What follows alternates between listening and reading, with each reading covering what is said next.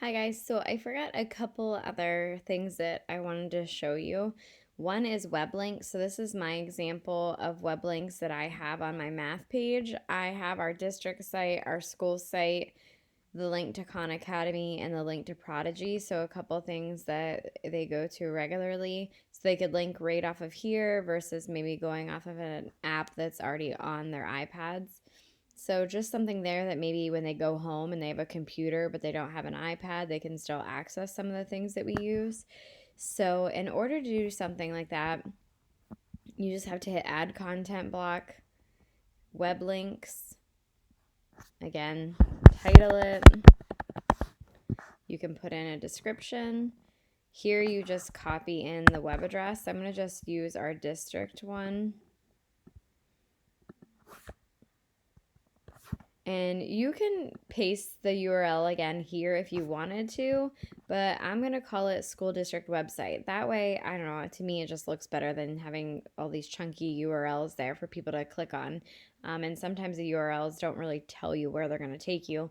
So it's kind of nice to just know what they're clicking on and where they're going to go. So I just put school district website. You can add additional links here, or you can choose where you would like it located. Hit save. And as you can see right here, here it is. If they click here, it will take them right to our district site. So something else that might come in handy for you. The next thing would be this calendar tab here. So you hit the add content block, go to the calendar tab.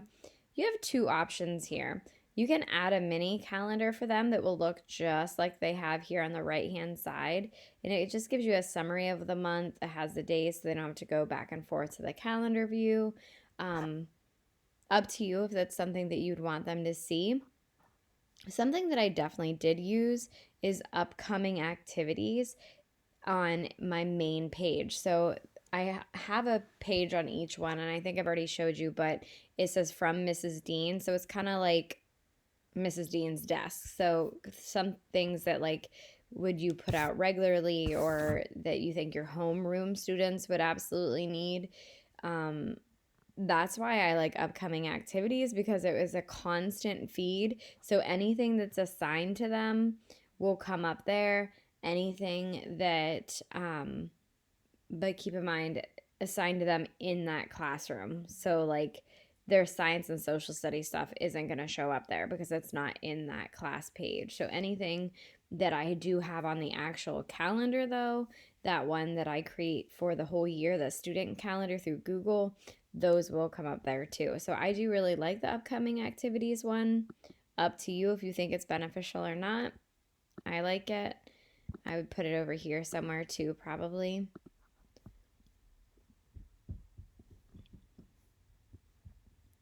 And remember, we put in those first day of school ha-has. Um, so there they are. Both are coming up. You see, one has a G and one has like a calendar view. So the one with a calendar icon, that would have been the one that I created in the PowerSchool calendar, and the G would have been the one that I imported from Google Calendar. So it shows you what's coming up, and then that way they already know and they can see it because it's on or it's in a place that they would be maybe regularly or daily to kind of remind you or them on what's coming up. So now that kind of leads us to actually getting into the assignment part. So we've talked about the pages themselves. We talked about how to add different items to them. Now we actually need to get into the activities part, which would be here. So you can add an assignment two different ways.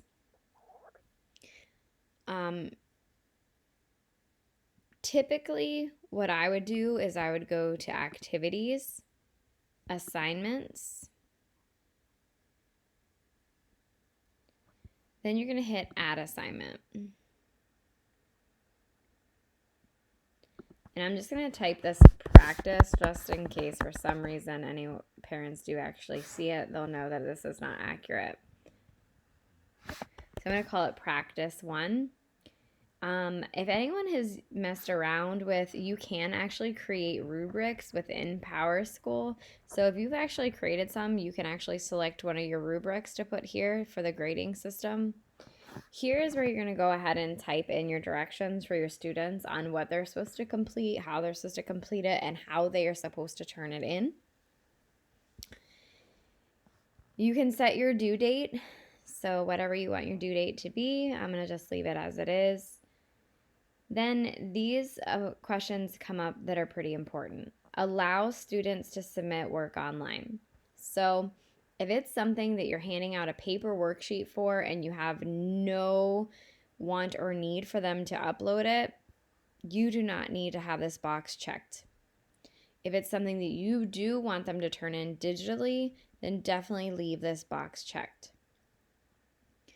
Next is also save in the gradebook. If this box is not checked, it will not show up in your gradebook. So if it's something that you're not grading, maybe it's just something for fun. I don't know. I mean, like at the end of the year, we did a 5th grade memory book. So that's something that I did as don't save in the grade book because it's something that I want to assign to them and give to them, but not something that I want turned in for a grade. But if it's something you're grading, make sure that that is checked. Change your value to whatever you want it to be. Maybe it's only 10 points. This is auto calculate assignment standard score in PowerTeacher. I will be honest with you, I have no idea what that does, so I don't ever mess with that. And now you have the option to actually upload whatever you're assigning. So basically for me, especially for math, what I would do is if I'm assigning a worksheet, whether it be paper or digital or whatever it might be, I always upload it here. So either I upload it from Google Drive if I have it there, or I upload it directly from my computer. Why do I do that if I already gave them a paper copy? Because let's be honest, there's going to be at least 3 kids in every class that are going to say, I forgot it in my locker, I forgot it at school. This way, if they do have internet access at home, they always have an option to log in and find it and do it at home. Some kids like to annotate and actually write their answers right on it and turn it in that way. I'm not a huge fan of that for math because it is so messy you can hardly read it. So I don't really let them annotate for math. However, sometimes for other subjects, it's not bad.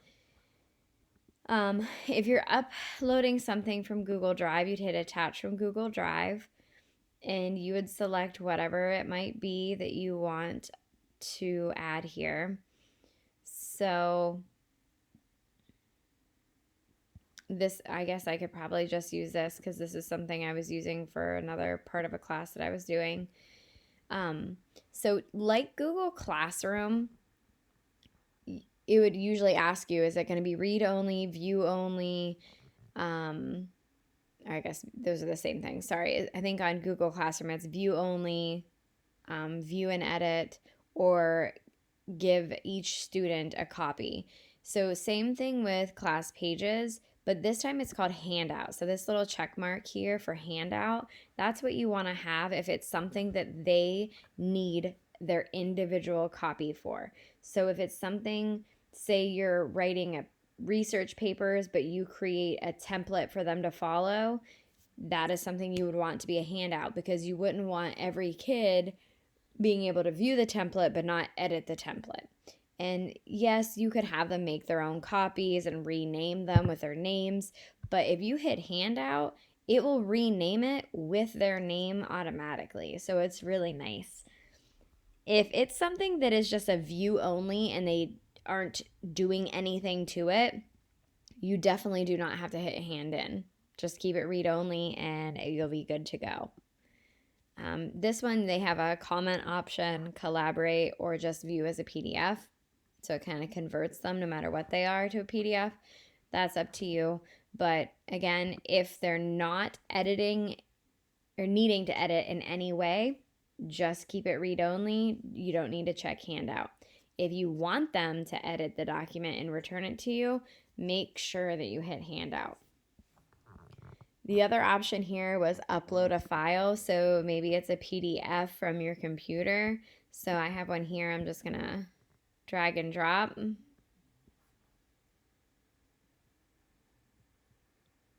You see here that it's done downloading. Hit save.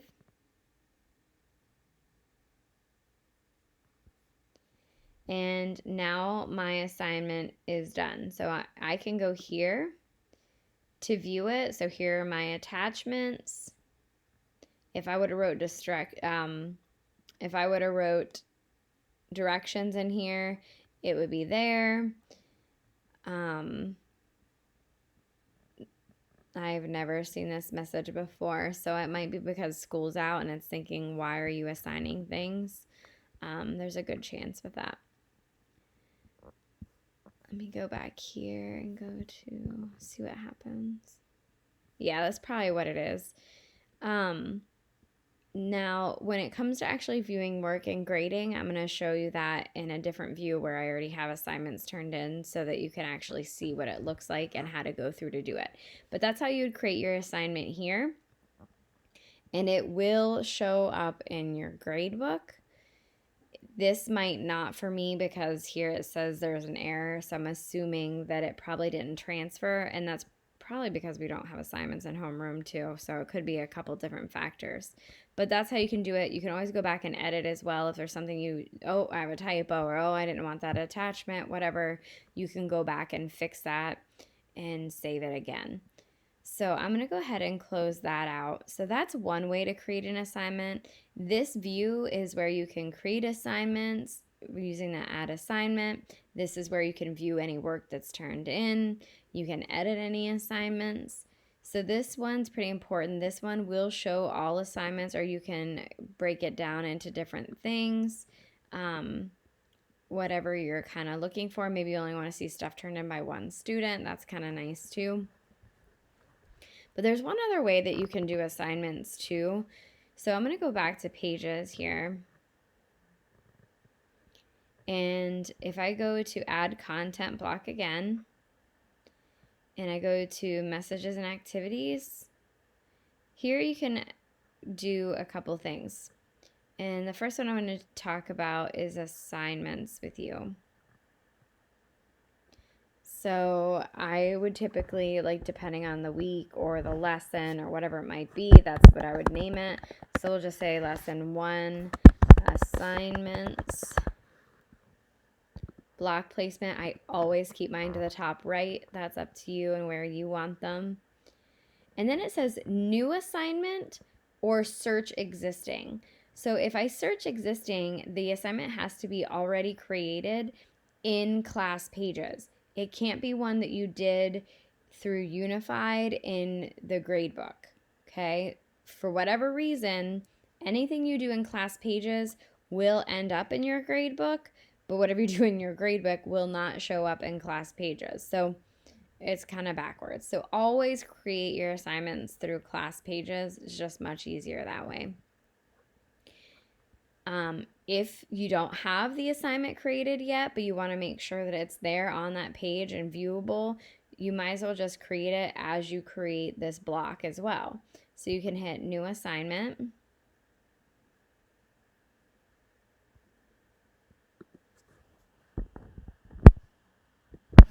We'll call it practice 2, teaching.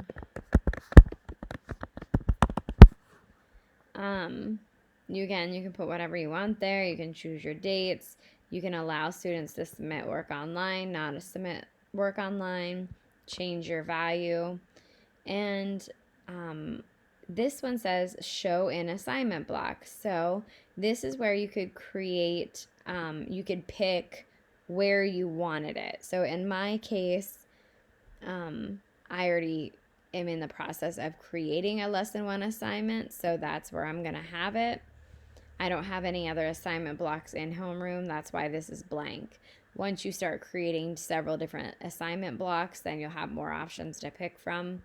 You can do your attachments if you need them. I'm not going to do for that case now, and hit save. You can write information here that is in regards to lesson 1 assignments, but here's where the assignments will be listed. If you want to add another one, you can keep adding or add one that's already created and hit save. So here's the assignment listed for them. So it's really nice as a student, and I always thought it was funny when they said, I can't find the assignment. I would say, how could you not find the assignment? It's in the same place every single time I assign it. So it's always in the top right-hand corner. And it's always, if they go to activities, assignments,